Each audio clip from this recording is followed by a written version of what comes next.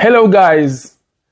Peu importe où vous nous regardez, si vous êtes un fan de fantasy et un fan de la Première Ligue, restez scotchés. Ça va durer toute la saison. Nous serons là toutes les semaines. Et pour discuter et pour parler en fait de Fantasy Premier League. Sur ce numéro, qui est le tout premier de la saga, nous allons parler un peu d'histoire, revenir un peu sur les bases de ce jeu, qui en quelques années a gagné beaucoup de cœur. Nous allons également parler un peu d'actualité. Actualité, qui dit actualité, dit également les prix des joueurs qui progressivement sont en train d'être dévoilés. Et naturellement, dans une troisième et dernière partie, on parlera du calendrier. Parce que là, je pense qu'on est à pratiquement un mois de l'ouverture de la saison. Et bientôt, il y aura des matchs amicaux qui vont commencer à se jouer et des joueurs commenceront également à être identifiés. On ne parle pas de Haaland, on ne parle pas de Salah, qui sont des valeurs sûres et des bases sur ce jeu-là. Mais on parle beaucoup plus des joueurs qui viennent compléter cet effectif-là et qui sont très précieux pour gagner à la fin.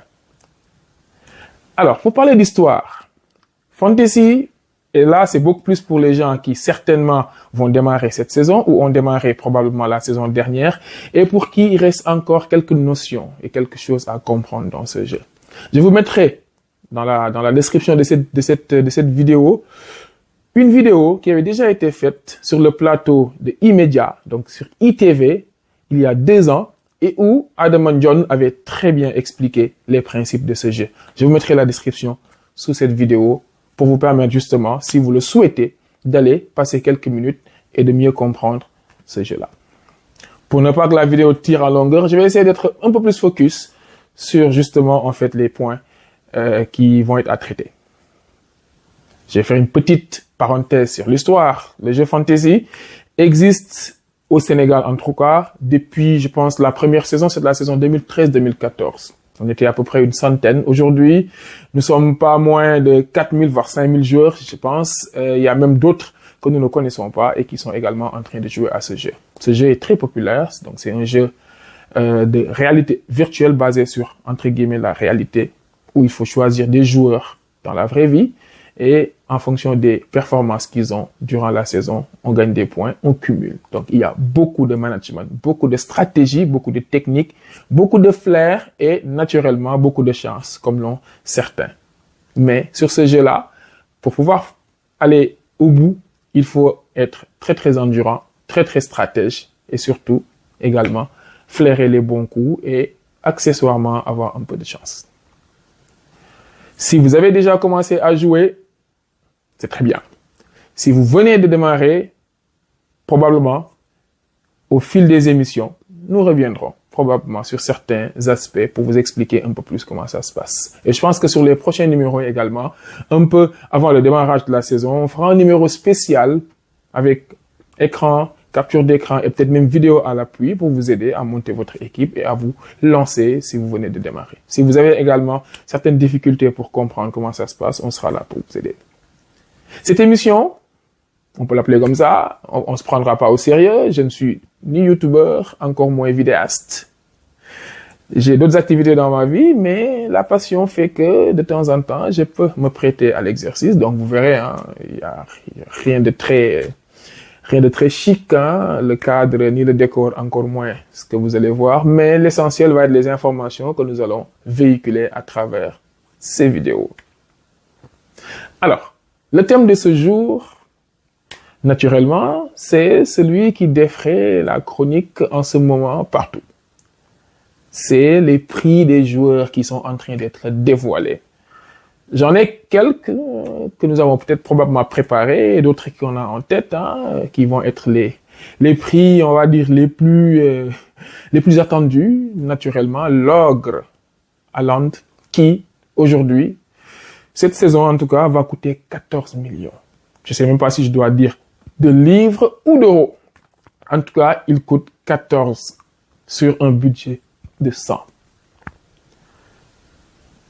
Mais avant de parler de ça, je vais peut-être remettre quelques éléments de contexte. Je le mettrai également dans la description parce que ce sera intéressant pour des gens qui veulent également rejoindre la communauté et peut-être même rentrer en fait dans le cercle de cette compétition-là que nous avons entre nous. Nous avons un groupe WhatsApp qui existe depuis plusieurs années. Si ça vous intéresse, n'hésitez pas à le dire en commentaire et on vous donnera le lien pour que vous veniez rejoindre également les 400-500 joueurs qui, au quotidien, discutent également de ça. Il y a également une ligue Sénégal qui va être créée, qui existe déjà, mais qui va être, entre guillemets, réveillée. Donc, restez également scotchés. On vous donnera le code pour accéder à cette ligue-là. Et donc, on va dire, un coup d'eau à Prince Nar, qui est le champion en titre, donc qui a gagné la Ligue sénégalaise sur la précédente édition. Et d'ailleurs, en parlant de Prince Nar, qui est l'un de nos scouts, à côté de Maxime, qui, durant cette émission, vont m'accompagner pour vous donner les tips, les tuyaux, parce que comme vous le voyez, certainement, mes amis qui me taquinent souvent, les Habibou, les docteurs, etc., les BNF, etc., le savent, hein, je suis pas du tout un bon joueur, je suis beaucoup plus dans la théorie, mais Maxime et Prince Nar l'a prouvé, Maxime certainement, il ne tardera pas à la gagner également, ils ont prouvé que ils ont beaucoup de valeur dans ce jeu-là. Donc, ils m'accompagneront durant cette émission-là pour venir en fait vous donner les tuyaux, les tips, comme on dit, sur les jours à avoir, les compositions à faire, quels sont les jours du moment, et le prolongement de la discussion se fait toujours dans le groupe WhatsApp, mais je prendrai les meilleures informations dans ce groupe-là pour vous les servir durant cette petite vidéo. Donc, il y aura une ligue pour le Sénégal, il y aura également une coupe également pour les joueurs du Sénégal, mais naturellement, c'est une ligue qui est également ouverte. On a également d'autres nationalités qui viennent jouer et participer à cette ligue-là. Donc, c'est Fantasy Worldwide et on joue et on se fait plaisir. Alors, sur le point d'aujourd'hui, qui va être les prix, donc nous allons bientôt avoir en fait notre partie, la parole du scout. Maxime et Prince Nar, nous ferons une brève présentation des joueurs. Quels sont les joueurs à avoir? Combien coûtent les joueurs? Quelles sont les combinaisons à faire? C'est surtout ça, Fantasy. Fantasy, c'est une sorte de combinaison. Avec 100 millions, il faut avoir 15 joueurs. Sachant que sur les prix que nous avons déjà reçus, Haaland va coûter 14 millions. Ça fait déjà 86 millions pour 14 joueurs. Salah va coûter 12,5 millions. Ça fait, je pense, 60 probablement, ou 72 ou 71,5, je sais même plus, je suis pas bon en calcul. Mais en tout cas, Salah plus Haaland, c'est presque 30% du budget. 30% du budget alloué à Salah plus Haaland. Et pour vous rappeler, naturellement, beaucoup d'entre vous le savent déjà, il faut 15 joueurs. Et les joueurs les moins chers sont à 4 millions. Et la majorité des joueurs à 4 millions sont des joueurs qui ne jouent presque jamais. Donc, toute la stratégie réside dans le fait de choisir et de sélectionner ces 15 joueurs dans le budget qui est alloué à chaque manager. C'est à ce niveau-là qu'on voit toute la pugnacité, tout le génie, tout le talent de certains managers qui arrivent à faire des combinaisons qui leur permettent d'avoir une moyenne de 70 à 80 points par journée. Ou disons par game week pour rester dans le jargon. Maxime et Prince Nar vont nous faire la présentation des prix des joueurs et peut-être même nous donner en fait quelques tuyaux sur comment faire ces combinaisons. Juste après ça, on revient pour la dernière partie. C'est Prince Nar, votre champion fantasy et votre scout. Donc aujourd'hui, on va parler de la saison à venir avec donc l'actualité qui est donc l'annonce des prix des joueurs.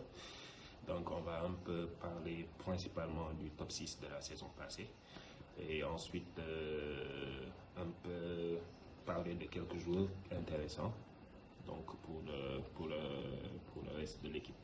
Donc je vais commencer avec City, où donc il y a le joueur le plus cher de Fantasy, Haaland. Donc 14, bon, certains disent que c'est trop cher, moi je me dis que voilà, c'est un prix assez raisonnable, donc pour l'un des meilleurs scoreurs de l'histoire du jeu. Donc 14, ça me paraît un prix raisonnable, ça avait déjà eu lieu avec Thierry Henry, Cristiano Ronaldo, etc. Donc c'est un prix que je trouve assez raisonnable. Ensuite, il y a côté City, bon, il y a quelques petits joueurs intéressants, Foden, Mahrez, Grealish, qui sont tous à 7,5. Donc, suivant la saison et les envies de Pep Guardiola, on aura sûrement besoin d'un d'eux et peut-être d'un défenseur éventuellement. Concernant Arsenal, donc il y a des prix intéressants à Arsenal, surtout en défense, donc où ils sont presque tous à 5-0. Ramsdale, Gabriel, Saliba, avec un calendrier qui a l'air favorable sur le papier, donc pour le début de saison. Et ça pourrait être intéressant de prendre quelques défenseurs côté Arsenal. Il y a également au milieu Saka, Odegaard qui sont à 8,5, Martinelli à 8, Gabriel Jesus également à 8. Donc s'ils font un même début de saison que celui qu'ils avaient fait l'année passée, je pense que voilà, prendre un défenseur, un gardien à Arsenal plus un de leurs offensifs, ça pourrait être une bonne combinaison. Voire 2 voire 3 joueurs d'Arsenal pour débuter la saison, suivant le niveau de forme.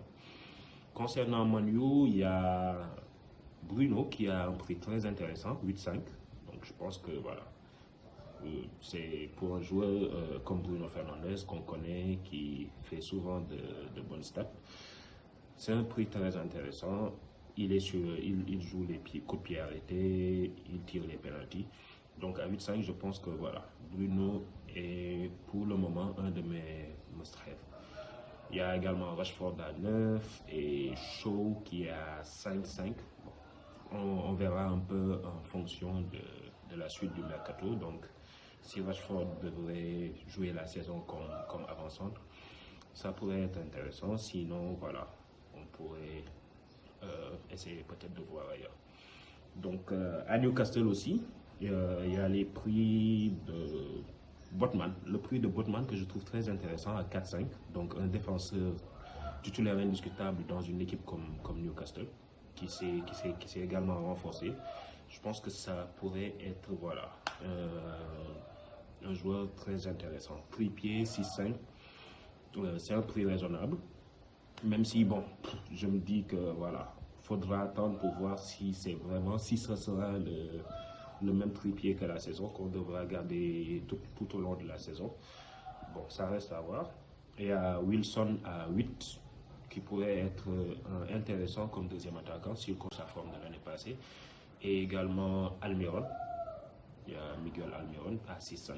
Bon, si il a eu sa période l'année passée, donc c'est un joueur peut-être à garder sous le coude. S'il explose comme la saison passée, voilà, ça pourrait être vraiment intéressant à ce prix. À Liverpool, voilà, il y a mon capitaine, mon père ma cap, mon chouchou Salah. Voilà, bon, Salah 12,5, voilà, moi Salah, voilà, c'est toujours un must-have pour moi, 12, 13, 14. De toute façon, pour moi, c'est le joueur par excellence sur Fantasy. Donc voilà, il va toujours te faire des stats. Il est super constant. Voilà, une des premières options comme capitaine après Haaland, bien sûr. Donc voilà, ça là, c'est non négociable quoi pour moi. Il y a le truc que je conteste plus, c'est côté Liverpool, Trent à 8. Wow, je trouve ça assez abusé quand même.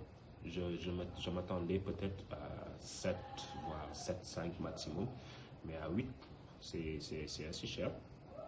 Donc, c'est 1,5 de plus cher que son compère de la défense Robertson. Donc, si, voilà, on va voir, donc attendre un peu de voir comment Klopp va jouer pendant la saison. Mais voilà, je pense que si Robertson reste toujours aussi offensif que les saisons passées, je pense que clairement que Trent ne vaut pas 8. ne vaut pas 1,5 million de plus que Robertson. Donc on verra ça. Mais bon, ça reste toujours un joueur intéressant, surtout en fin de saison de l'année passée où il a eu à jouer milieu donc lorsque Liverpool jouait en attaque, il jouait plus milieu relayeur. Donc c'est peut-être pour cette raison que voilà, son prix a aussi grimpé aussi vite. Mais bon, reste à voir. Je pense que voilà, je suis un peu dubitatif concernant son prix. Donc on va voir donc comment le Liverpool sera configuré et peut-être voilà, si effectivement Robertson reste toujours le joueur offensif qu'il était sur les corners, etc. Je pense que voilà, c'est un meilleur rapport qualité-prix que Trent, franchement. Donc Brighton également, il y a les joueurs qu'on connaît, Mitoma et Stupinian, qui sont assez raisonnables. Donc avec le départ de McAllister, on va voir un peu comment l'équipe va se configurer. Mais bon, Mitoma à 6-5 et Stupinian à 5, c'est des joueurs qui peuvent être intéressants donc, pour tout au long de la saison. Et il y a aussi quelques joueurs que j'ai notés ici et là, donc qui ne sont pas dans le top 5, qui n'étaient pas dans le top 6 de l'année passée plutôt. Donc il y a Minks à 4-5, c'est très intéressant, capitaine de Aston Villa. Donc on connaît Emery, il a des équipes souvent solides. Donc à 4-5, je pense que Minks, capitaine, indiscutable, titulaire toute la saison, je pense que c'est très intéressant, avec le danger aussi qu'il représente sur les coups de pied arrêtés. Ça pourrait être une bonne affaire, Minks. Il y a également Mbeumo. Donc, avec la suspension de Toney, il est répertorié comme milieu dans Fantasy. Mais bon, il sera probablement il jouera probablement avant-centre pour Brentford cette saison, avec en attendant le retour de Ivan Toney. Donc, je pense que voilà, Momo à 6-5, loin de sa position, donc il jouera plus proche du but. C'est un joueur que je conseillerais donc, pour ce début de saison. Et également notre chouchou au Sénégal, Iliman Ndiaye, donc qui est à 5-5. Donc je pense que c'est un bon joueur comme au poste de troisième attaquant sur Fantasy. Donc voilà, c'est un joueur assez complet comme on le connaît, qui fait des passes, qui marque parfois. Donc à ce prix-là, je pense que ça pourrait être intéressant. Voilà, donc merci, c'est tout pour moi et bon début de saison à tout le monde. Ciao. Hello guys, j'espère que vous allez bien. Big up Dr Sand. Alors comme vous le savez tous, la nouvelle saison de Fantasy a repris. Et je vais essayer de vous aider en disant n'importe quoi comme chaque année. Un n'importe quoi qui peut s'avérer utile à certains et pas à moi. Alors on a comme nouveauté surtout donc des prix exorbitants. On voit que Trent coûte 8.0, que Haaland coûte 14. Ça fait beaucoup. Trippier coûte 6.5 si je m'abuse. Rashford 9. Il y a aussi donc des baisses de prix comme Son qui peut peut-être s'avérer comme étant une très bonne option à 9. C'est quand même... ça semble être une bonne option, surtout avec le football de Ange Postecoglou, le nouvel entraîneur. Kai Havertz est à 7,50 et est passé à Arsenal.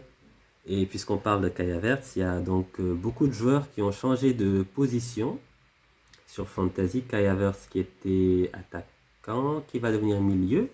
De même que Enciso de Brighton, qui va coûter 5,50 et devenir milieu. De même que Sergi Canos de Brentford, qui va passer en défense et qui peut donc peut-être devenir une option intéressante à voir. Brian Mbeumo aussi qui passe donc au milieu. On a Wissa qui passe au milieu. Je dis n'importe quoi. Wissa qui passe plutôt du milieu à l'attaque et Mbeumo qui passe donc de l'attaque au milieu. Lewis Hall de Chelsea qui avait bien fini la saison et qui était quand même une sacrée machine à points bonus passe en défense. Reste à voir s'il va jouer des matchs. Cody Gakpo 7,50, Liverpool passe en attaque, assez logique aussi. Diogo Jota qui passe de l'attaque au milieu puisqu'il jouait sur les côtés. Alors, il y a aussi cette petite explication à donner. La plupart du temps, quand on est attaquant sur Fantasy, c'est qu'on joue dans l'axe de l'attaque. Et donc, c'est un peu cette logique que Fantasy essaie de suivre chaque année selon donc, les positionnements ou les rôles occupés durant toute la saison précédente. Donc, Gakpo, il a plus joué comme attaquant ou second attaquant dans l'axe. Iliman Ndiaye, qui nous vient de Sheffield, que nous connaissons plutôt bien, a joué aussi dans l'axe à Sheffield, dans une attaque à 2. Christopher Nkunku, pareil, qui a signé à Chelsea, donc qui est à 7,50 aussi, qui sera peut-être une très bonne option.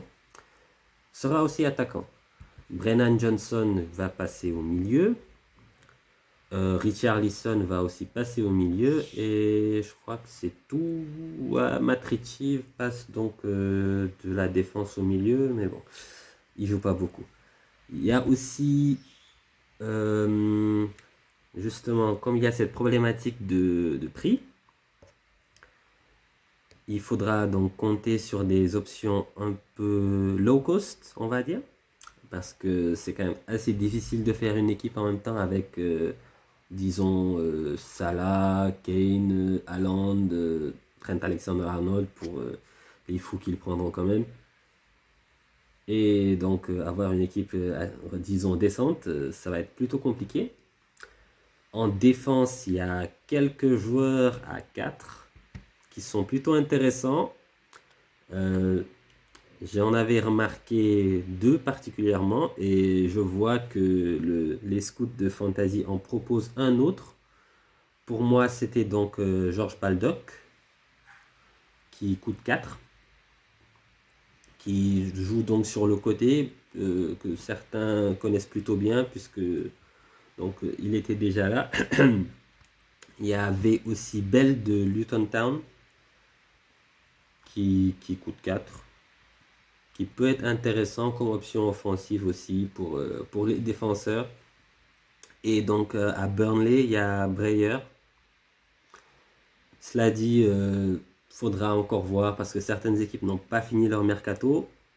Donc, on va un peu attendre de voir comment tout ça va se passer. En parlant de mercato, il y a Brentford qui a recruté Mark Flecken, qui est un bon gardien, qui coûte 4,50. Ils avaient prévu que Raya parte, donc ça va être un peu compliqué, il faudra observer cela. Il y a donc à Brighton Verbruggen qui a signé, c'est un gardien néerlandais qui était à Anderlecht, qui va aussi coûter 4,50, qui normalement part pour être titulaire. Donc on va observer tout cela tranquillement et revenir la semaine prochaine. Allez, ciao. Alors, vous avez dû le voir.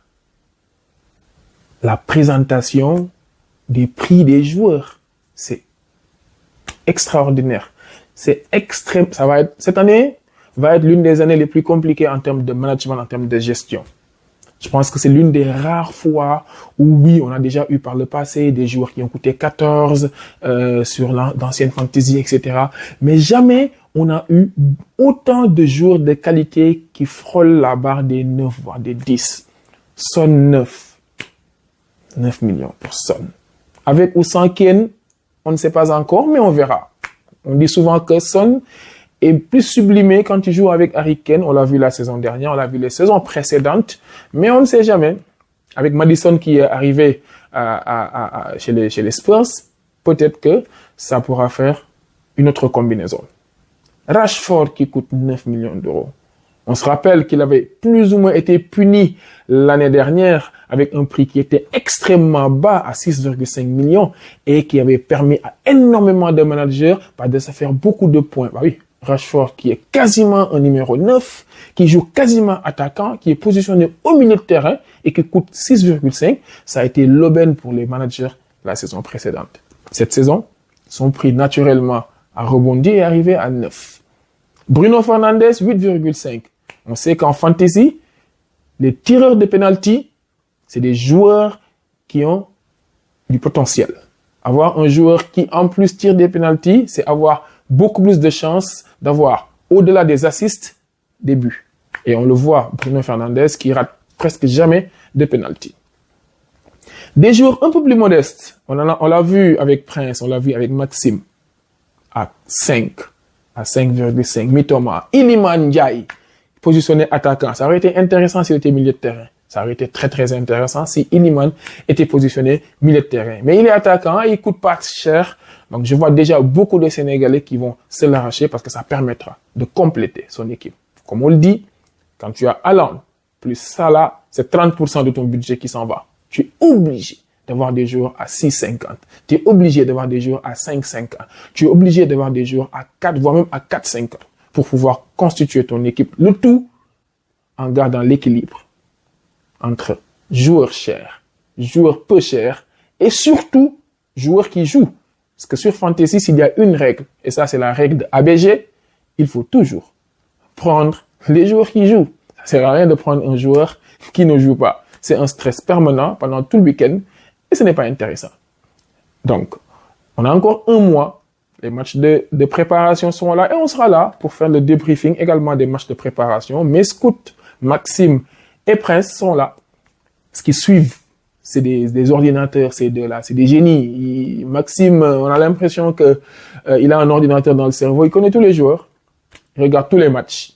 Même des matchs de 5e division de championnat anglais ou championnat, que sais-je, il les suit, il les connaît tous. Donc nous, on a une chance d'avoir un scout comme Maxime dans notre groupe. Il donne toutes les bonnes informations. Et vous aurez cette chance-là également, parce que Maxime sera là avec vous chaque semaine pour également vous donner les tuyaux sur les joueurs à avoir, les joueurs à éviter, les joueurs en forme, les joueurs que personne ne connaît et qui probablement vont faire de belles saisons. Le seul problème avec Maxime, c'est qu'il connaît tous les joueurs, il connaît tous les bons coups, mais il ne les fait jamais. C'est avec ça qu'on le taquine un tout petit peu, mais c'est quelqu'un qui connaît les joueurs et qui va nous les présenter au fil des semaines jusqu'à probablement la fin de la saison.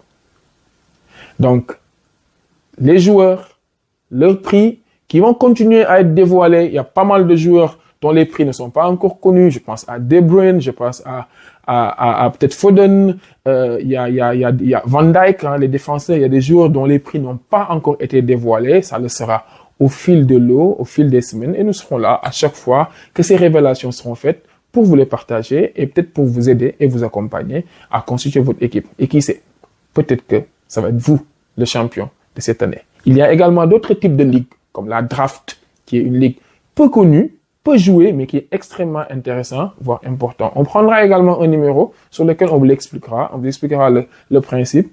Pour ceux qui ont grandi et qui ont joué au Sénégal, le fameux principe de Ket Kelentan, c'est exactement le principe du draft. Il est intéressant et il serait également intéressant de voir beaucoup de Sénégalais le jouer, beaucoup de ligues lancées sur la partie draft. C'est également assez intéressant.